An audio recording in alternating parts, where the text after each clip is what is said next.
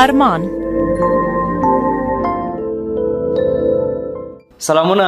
د شمشاد رادیو د ز میرویس پوپل یم او د ارمان خپرونه اوري اوریدونکو په دې هیله یم چې ښه به یاست او جوړ به یاست. د ارمان په خپرونه کې معمولا له داسې چا سره کښېنو چې تاسې د شخصي ارمانو د خبرو ډیره غوښتنه کوئ. هغه حمید کرزی چې په 14 کلنه دوره کې 2 وارې د خلکو ته وژړل، هغه ځوان چې د ارګ دیوالونو یې ځواني وخوړه او ژر یې سپینه سول، نن د ارمان خپرونه له دې ستر رهبر او لوی مشر سره ثبتومه. سلام صاحب، ستړي مسئ. خدای مو راوړ، ډېره مننه، ډېر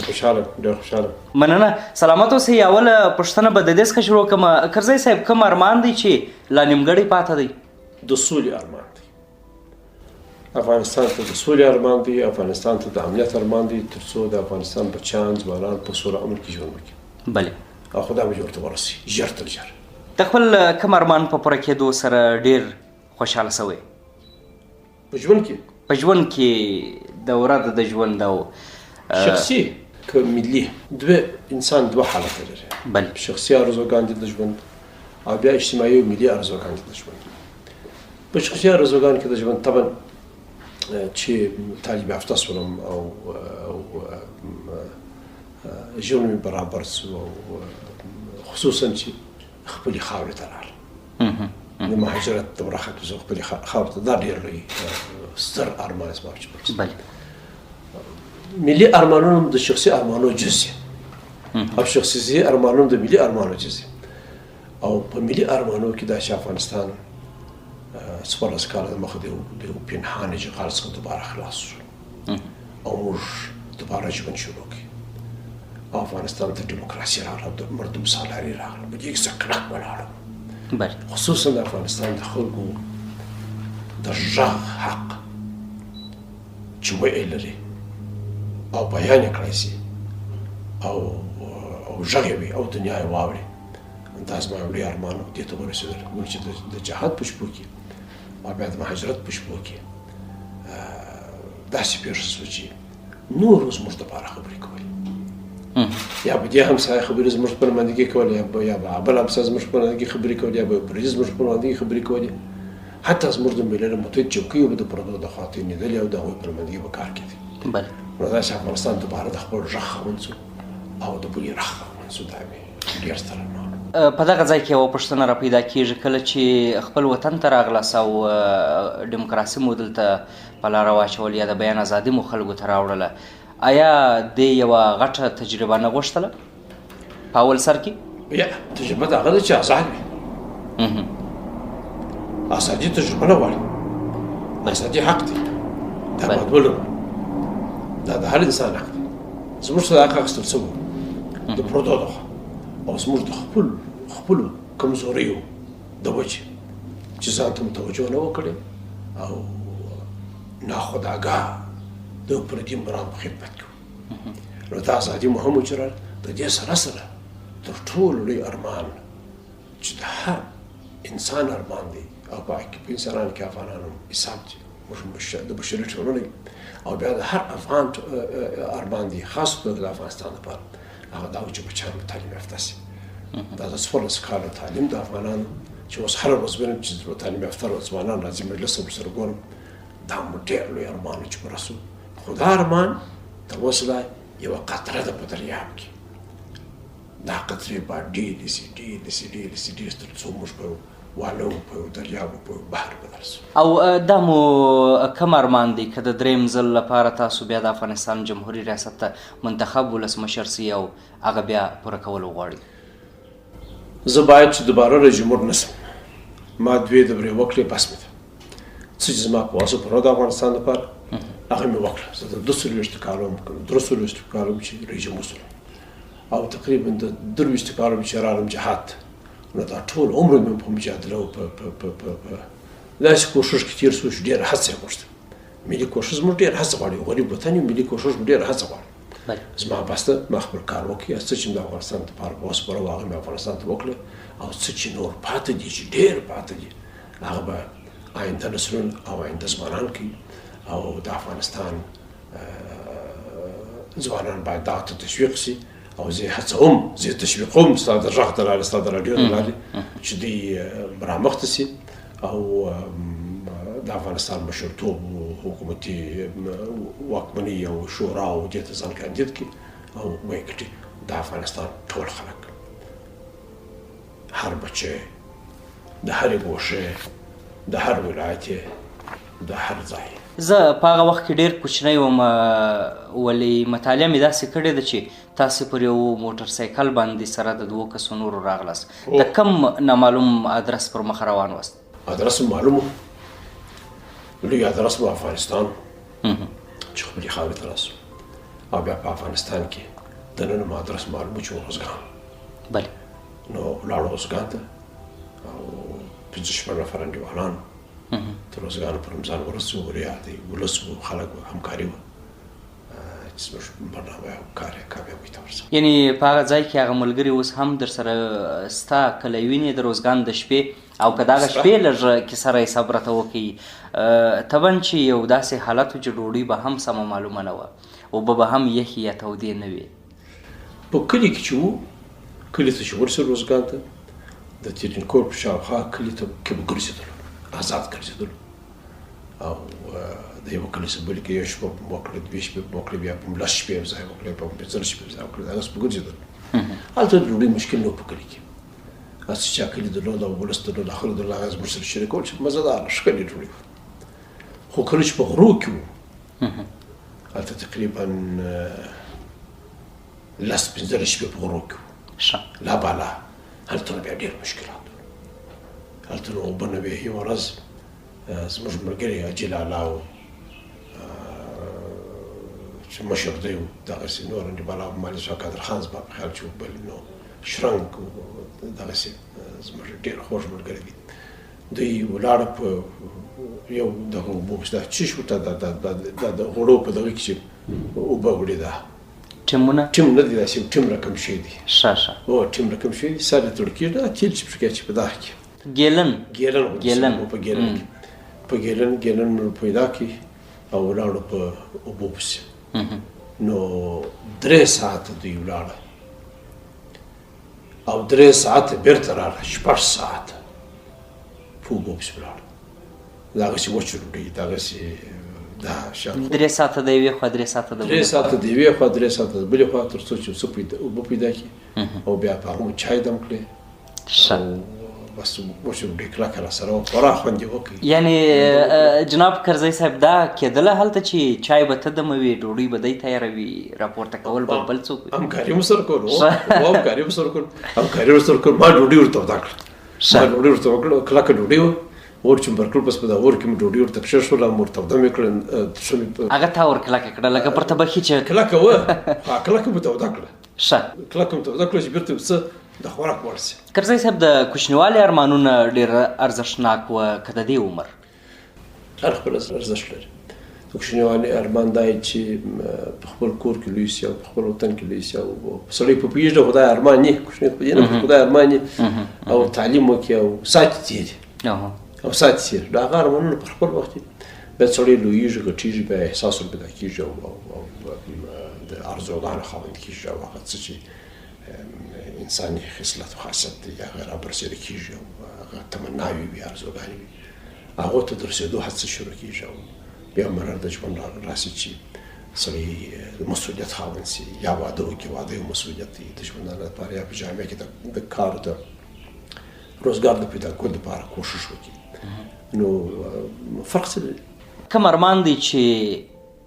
ته او میرویس یې پوره کول غواړي؟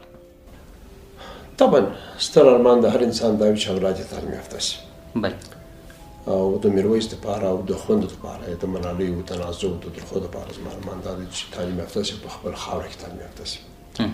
ښه تعلیم ته دې وکړي تر 12 پورې تعلیم وکړي بیا که پوهنتون ته د دې ویلی په خارج کې ویل هغه پروا نه لري خو چې 12 پورې په خپل خاوره کې سبق وایي داسې مینه برابره چې په خپل خاوره کې سبق وایي د خپلې ژبې خپل کلتور سره برابر شي فارسي یې ښه زده کړي پښتو یې ښه زده کړي زموږ خپلې نورې ژبې زده کړي ازبکي زده کړي پشه زده کړي بلوچي زده کړي دا ارمان دی زموږ خپل ادبا وپېژني خوشحال خان وپېژني جلال الدین بلخي وپېژني او سعدي وپېژني دغسې خلیلي صاحب زموږ زبردست شاعر دی، دا وپېژني وو، درویش درانی وپېژني وو، جهاني صاحب وپېژني وو، مجرو صاحب وپېژني وو. دا مشران دي، الفت صاحب وپېژني وو، د دې خاورې مشران وپېژني وو، ادبیات یې زده کړي او د خپله خاوره تاریخ او ژوند معلوم شي، یعنې افغاني کرکټر پیدا کړي، د دې وروزل شي او بیا د دې خپل ژوند کې په دې هر څه چې بیا د انسان په توګه د ځوان په توګه د ده ارزو ده، هر څه چې هغه ارزو ده وي هغه ارزو ته ورسېږي. کله چې پیسې پیدا سي، موټر پیدا سي، قدرت پیدا سي، ثروت پیدا سي، نو بیا کوشش کوي چې ډېری خلک خپله کورنۍ له ځان سره وباسي او په نورو ملکونو کې کور ورته ونیسي، هلته د ژوند اسانتیاوې برابرې کړي. ولې تاسې د حکومتولۍ په دوره کې او د هغه راوروسته لا په کابل کې یاست؟ دغه مو وطن دی، دغه مو کور دی، دغه مو مرام دی. ما ته یو ورځ پلار چې مې شهید شو، د امریکې سفیر په اسلام آباد کې غرمې ډوډۍ ته دعوت کړم. زما تر پلار شهادت وروسته چې میاشتې تېره شوه، فاتحه وخلاص ولې، نو زه دعوت کړم غرمې ډوډۍ ته اسلام آباد کې. ما علم نه مې دی، خورا ښه سړی، ډېر مې نیک سړی، د امریکې سفیر په اسلام آباد کې. نو زه وغوښتم غرمې ډوډۍ ته ما ته وویل چې موږ تا ته ترتیب نیول دي د امریکې د ویزې او د شیانو چې ته ولاړ شې او روم جمهوري دي، امریکا کې به ژوند وکړې تر هغو چې بیا بېرته کراري کېږو راځي افغانستان ته. ما ولې ولې دلته ژوند په خطر کې په اسلام آباد کې وژني دي، نه دي پرېږدي، پلار یې درویش دي تم ویل او ما ورته وویل یا زه نه ځم. نو دی داسې خوابه دی ونیسو، ولې د امریکا سره نه یې جوړ، ما یا ولې نه یې جوړ، بیخي جوړ. د امریکې مې سړکان خوښ دي، د امریکې مې صنعت او ترقي خوښ ده، د امریکې مې ارام ژوند خوښ دی، ښه ښه موټران له دا مې خوښ دي، خو زه دا ټول شیان چې امریکا یې لري د هغه په افغانستان کې غواړم چې دغسې سړک یې، دغسې موټر یې، دغسې چابک پر روزغلو، دا موټر د یوه ځایه بل ځای ته راوستل، دا موټر په افغانستان کې خوښ دي، خو زه د افغانستان څخه نه ځم. دا وطن ته دغه جوړوو، افغانستان به جوړوو، بېبان به نه جوړوو، هېڅ هېواد، هېڅ خاوره، هېڅ وطن، هېڅ ولس مګر دا چې خپله یې خواري کړې جوړ شوی نه دی. موږ هم باید خپله خاوره په خپله جوړه کړو، دا په تېښته نه جوړېږي، دا د دې په خوارۍ جوړېږي. کله چې ستاسې ورور، ستاسې پلار او ستاسې د اکا زوی په شهادت باندې رسېږي، څه احساس درته راځي؟ کله چې احساس دا پیدا کېږي چې موږ هم لکه نور افغانان د هغه درد سره مخامخ یو. دا یوازې د کرجیانو کورنۍ نه ده چې د دې درد سره مخامخ ده، د دې درد سره په لکاو میلیوناو افغانانو کورنۍ مخامخ دي او ډېرې قربانۍ ورکړي. داسې میندې دي چې 4-5 اولاد یې د لاس ورکړي، داسې کورونه چې په یوه شپه برباد شوي دي. نو زموږ درد په مقایسه د هغه درد چې د افغانستان ملت ګالل دی ډېر لږ دی. نو څه چې پر وطن دي پر موږ دي. د دې څخه راځو لږ د نړیوال سیاست یوه پوښتنه درڅخه کوم، نور د سیاست په اړه پوښتنې نه درڅخه کومه. کله چې د اوباما د دورې سره تاسې په اول سر کې ښه واست، وروسته هغوی جنایتونه ډېر کړه او تاسې مخالفت شروع کړئ، څه فکر کوئ ستاسې تر واک د انتقال راوروسته او بیا د ټرمپ ریاست د افغانستان لپاره څنګه ارزوئ؟ د امریکې سیاست د افغانستان په حیث کې باید تغییر وکړي. دا زما هغه پخوانۍ غوښتنه ده. ما چې امریکې ته امنیتي قرارداد امضا نه کوي او شرایط یې پرې کېښول په امنیتي جرګې کې، وجه یې معلومه وه چې امریکا که ته په افغانستان کې اډې غواړې او خپل شتون غواړې او د دې ځای څخه خپل قدرت اوږدوې او منفعت یې ساتې په دې سیمه کې، نو د افغانستان د خلکو د امنیت، د ژوندانه، د عزت او د ترقۍ په قیمت باید نه وي او د سولې په قیمت باید نه وي. زه په دې پوه یم چې ته موږ ته سوله راوستی شي. که پاکستان خرابوي کې هم ستا توان شته، یا ورسره شریک یا توان لري چې بند یې کړي. که په خپل کوم اهداف لري، هغه اهداف داسې ترسره کړي چې موږ پرې موږ نه شو. نو اوس هم زما پیام واضح، ښکاره، او دا پیام به د لا زورور غږ خاوند په څو شپې بعد چې د ښاغلي ټرمپ ادارې ته دا د امریکې نوي حکومت ته چې د افغانستان ملت ډېر دردېدلی دی او د دې درد څخه بالا دا ملت نه لري. په افغانستان کې د تګلارې ته تغییر ورکړ او د ټیرریزم په خلاف جنګ کړل چې چا جنګ دی نو په دې پوه چې هغه په افغانستان کې راغی بل ځای دی په اډو کې دی چې د باندې د افغانستان څخه نو افغانستان ما سره افغانستان سره مرسته وکړي دا تغییر که راشي موږ د امریکې سره دوستي ته بلکل تیار یعنې د ټرمپ او اوباما فکرونه په دغه عرصه کې سره ورته دي که لږ تغییر لري افراد کې به فکرونه بیل بیل وي ټول افراد مشابه فکرونه نه سره لري فکرونه به بیل وي جلا به وي خو دولتي پالیسي او د دولتي اهداف یې یو دي د امریکې د ملي منفعت تعریف یو دی پاکې ټول سره شریکان دي نو د هغه تعریف په اساس د دوی د ملي منفعت د تعریف په اساس دوی په افغانستان کې لګیا دي او خپل کار کوي موږ وایو چې موږ هر څونه غریب او بیچاره یو کور هم یو دا کوډله زموږ د هم یو منفعت لري تاسو که دوه کور سره مقایسه کړئ یو قصر دی ډېر مجلل قصر دی په دې قصر کې یو خاوند دی یو مېرمن د بچیانې دي او قنجلان دي او ډېر زبردست ځای دی قصر دوی ساتي او پالي او غواړي چې پاک صفا اوسېږي مېمندار اوسېږي دا اوسېږي بل ځای یو کوډل دی ډېره غریبانه کوډل ده د خټو د خاشو جوړ شوی کوډل دی زړه کمبله پکې هواره ده یو بل نو هیڅ شی نشته خاورې دي خو دا د کور مېرمن سهار راځي دا خپله کوډله پاکوي جارو کوي صفا کوي شاوخوا مې خود پاکوي یا خاوند لاړ شي ګوله ډوډۍ پیدا کړي دا بچیان چې راوړي زاړه پینه داره ټوک ټوکاري هغه هم پرېوړل کېږي او پاکېږي او بېرته د خپل بچیانو ته راوستل کېږي افغانستان داسې کوډل ده دا کوډل هم خپل منفعت لري نو دا پیسهداره کور د امریکې دي چې زموږ سره غواړي انډیوالي وکړي دا انډیوالي یې داسې نه کوي چې زموږ دا کوډل ته په بې عزتۍ وګوري او یا دې زموږ ته د ژوند ارزښت رانه کړي یا دې د انسانیت ارزښت رانه کړي هغه ارزښتونو ته دې قایل شي بیا موږ ګزاره ورسره کولی شو سمه ده له سیاسته را لرې کېږو ستاسې د کالو انتخاب تر 14 کلونو پورې تغییر نه سو ولې تر ننه پورې هم هماغسې دي خوښ مو دی که نه دا خو زموږ ملي کالي دي ښه ښایسته کالي دي ښه ارام کالي دي او ډېر ښه خوند هم کوي او ټول دنیا اوس پېژني رئیس صاحب وبخښئ پرون ستاسې یو پیج و ستاسې په نامه د فیسبوک پیج و بیا په دې پیج کې راغلي وه چې تقریبا د نړۍ د 6 هیوادونو تورپوستو ستاسې چپنه ستاسې کارکولي او ستاسې د کالو په شکل کې دغه سټایل یې لمانځلی و په 6 هیوادونو کې پرون راغلی و نو څه فکر کوئ چې ډېرو خلکو ډېر د افغانستان نور کالي دي ښه لباسونه نور دي ولې ستاسې یو منظم لباس دی او دا د افغانستان لباس دی چپن هم د افغانستان ده کارکولي هم د افغانستان ده دا کالي هم د افغانستان دي دا د افغانستان د ملت نمایندګي کوي د هرې برخې د هرې ګوشې نمایندګي کوي د ټولو او نو بس د دنیا خوښ شو د دنیا خوښ شوه شروع چې اوس چې د دنیا خوښ شوه اعلان شوه نو بیا نو د یو فیشن شو پسې دغه راز یې څه شی و چې همداسې مو ادامه همدغه یو سټایل ته پسې ورکړه دغه مې کالي دي نو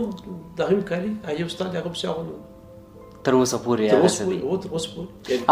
یعنې پتلون هم ښه شي دریشي هم ښه شي څوک چې دریشي کوي هغه دې وکړي زما خپله ډېره خوښه ده دریشي چې وکړم ګای دریشي وکړم او د باندې وزن چې څوک مې ونه پېژني وینې چې بې پانته تللی او څوک راپونه سي دا کرزی نو دریشي بهترین لار د سړی بس پټ بوځي او د انډیوالانو سره وځي یو ځای کښې چای مو او داسې مو کله کړي دي یا تر اوسه مې نه دي کړي تر اوسه مې نه دي کړي په نیت کې مې دي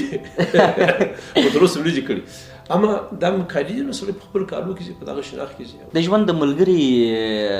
انتخاب مشوره او د هغوی څخه پوښتنه یا په سیاسي ژوند کې کرزی صاحب خلکو ته پوښتنه ده ما ته هم پوښتنه ده آیا سوي دي کله مو مشوره بیخي ډېره طالب یافته مېرمن ده تر هغه ورځې چې پورې چې موږ په کوټه کې په بلوچستان کې هلته زما مېرمن تلله شفاخانې ته د مهاجرو شفاخانه اوس زموږ دپاره د افغانانو مهاجرو دپاره هلته تلله ډاکټر یې کولې کار یې کوه بیا کله چې زما پلار شهید شو او تهدیدونه راته ډېر شول بیا نو د دې تګ مشکل شو بیا نو مجبور یو محافظ ورسره تللی وی او هغه موږ ته مشکل خبره چې دا کار مالته کړی د دې هم نه خوښېدل بیا چې کابل ته رالو یو پلار ولاړ شفاخانې ته شفاخانې وکتل چې پلار دلته په شفاخانه کې کار شروع کړي بیا ما ته وویل چې دا مستلزمه ده موټران دا محافظین راپسې دا شفاخانه او محافظین دا خو نه سره کې دا هغسې په خپل سر کې تلای سم راتلای سم سیده ولاړ به سم کار به وکړم اما که بیا محافظ را سره او ټوپک راپسې نو بیا خوند نه کوي په شفاخانه کې نو په دا خاطر بیا ولاړ د کالو په انتخاب کې یا ستاسو د سیاسي مشورو لپاره مو کله مشوره اخیستې ده؟ ولې په ځینو مسایل کې مشورې ورسره کوم په ځینو مسایل کې خبرې کوي چې خبره پېښ شي طبعا خبرې سره کوم مشوره سره کوم کینات لري سره په هغه نظر باندې بیخي ګایل لري ګای نه لري ښاغلی کرزی صاحب د مکتب یا پوهنتون د دورې څخه کوم هم صنفیان مو ژوندي دي یا درته راځي یا سره وینئ؟ نجیب جان چنزی ژوندی دی د کابل کې دی ګای ګای راسره ګورو د مکتب د شپو ډېر انډیوال مې دی بل انډیوال مې د مکتب د شپو بلرام نومېږي بلرام زموږ د هندوانو سره په امریکې کې دی خورا نیک سړی دی ډېر عمر کېږي ادرس یې راسره ورک دی تماس مې سره ساتلی بل نږدې ملګری د ژوند ډېر نږدې ملګری مې چې ډېر راسره انډیوال و دوست دی د مکتب د شپو صبرجان حمیدزاده دی چې هغه په امریکا کې دی د هغه چې د وروسته د جهاد د شپو ملګري مې نو ملګري ډېر دي نو ضیاءالدین اغا دی د هغه چې ډېری دي مولوي صاحب محی الدین بلوڅ دی د دې څخه ته څونه ملګرو سره وینئ؟ د کورنۍ د انډیوالان سره چې ډېر سره ملګري انډیوالان چې دغه د زلمی جان دی هغه ډېر نږدې ملګري دي بیخي نږدې ملګري دي ډېر ښه خدای دې ژوندي لري ستاسې سره د واک تر تسلیم وروسته مو هیلې څه دي؟ یو باعزته مطلقې ولسواک افغانستان مستقل خود د دنیا سره په ښه رابطه کې او د همسایګانو سره په ښه رابطه کې چې د دې په خپل ژوند کې هغه ژوند وکړو چې امریکا او انګریز او ایران او هند او چین په خپل وطنو کې موږ هم ته دې وکړو دا مې ارزو چې پردي نه سو خپل هویت راسه ونه کړو یعنې ښه ژوند د ښه ژوند قیمت دا نه وي چې که څوک غواړي ښه ژوند وکړي نو مجبور افغانستان پرېږدي او هویت به ترلاسه وکړي نه ښه ژوند هم غواړو او خپل افغاني هویت هم غواړو او په خپله خاوره کې دا مې ارزو د منظم سپورټ که یې کوئ نو به یې کله کوئ او د غذا په اړه منظم سپورټ کوم ډېر او پخوا مې غوښې دا شیان ډېر لږ خوړل بیا چون کمزور وم بیا ډاکټر راته وویل چې غوښې څه خورم اوس چې غوښې خورم بیا څه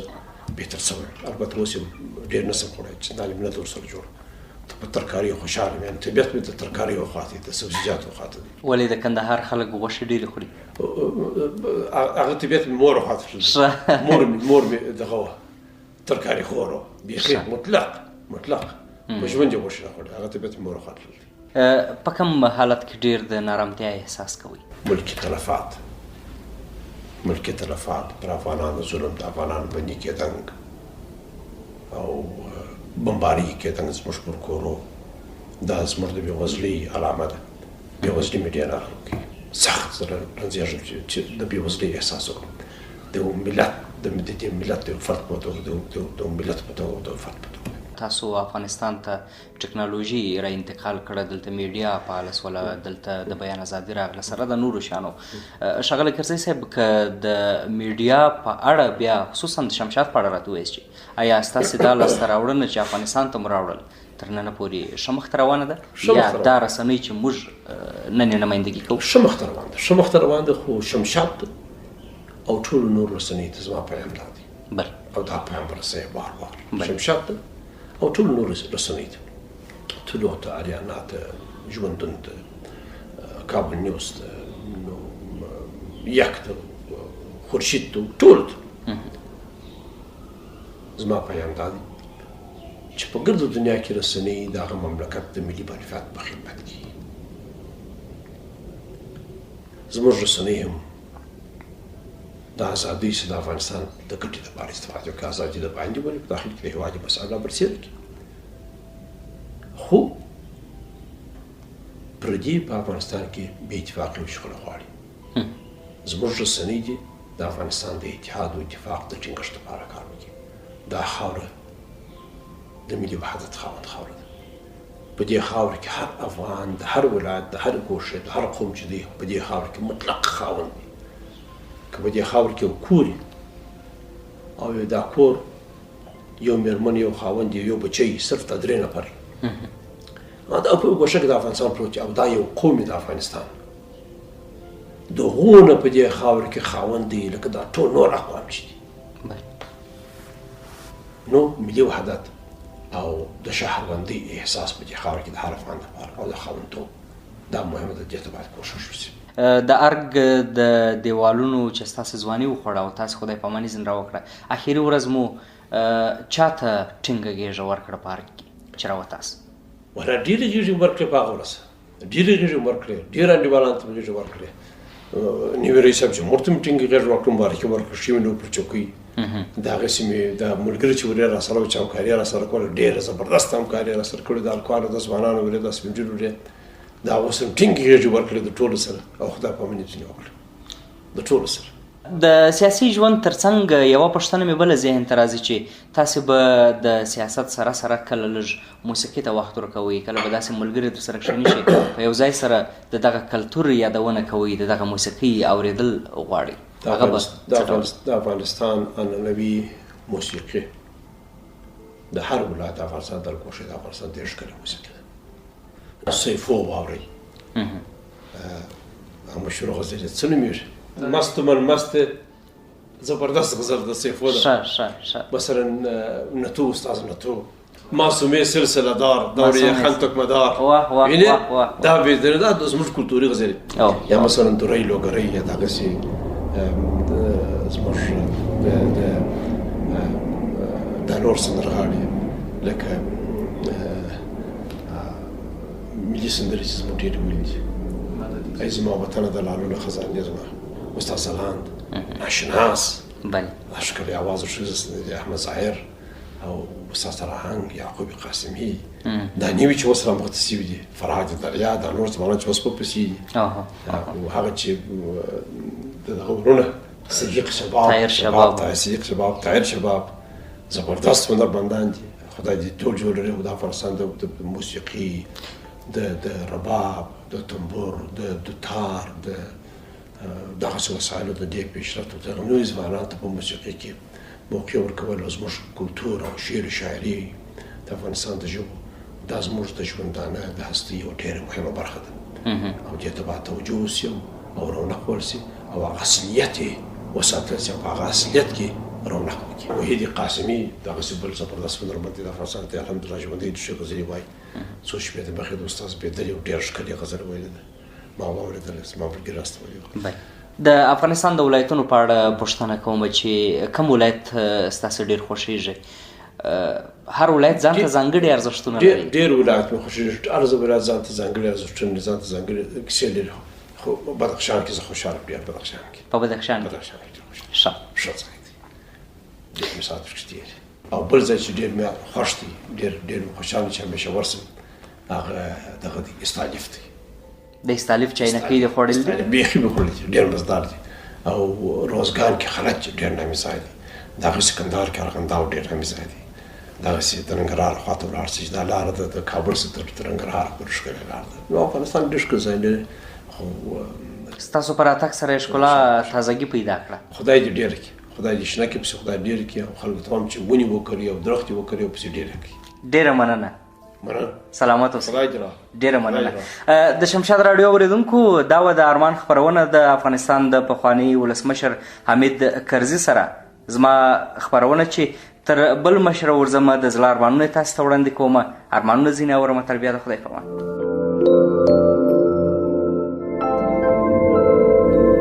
ارمان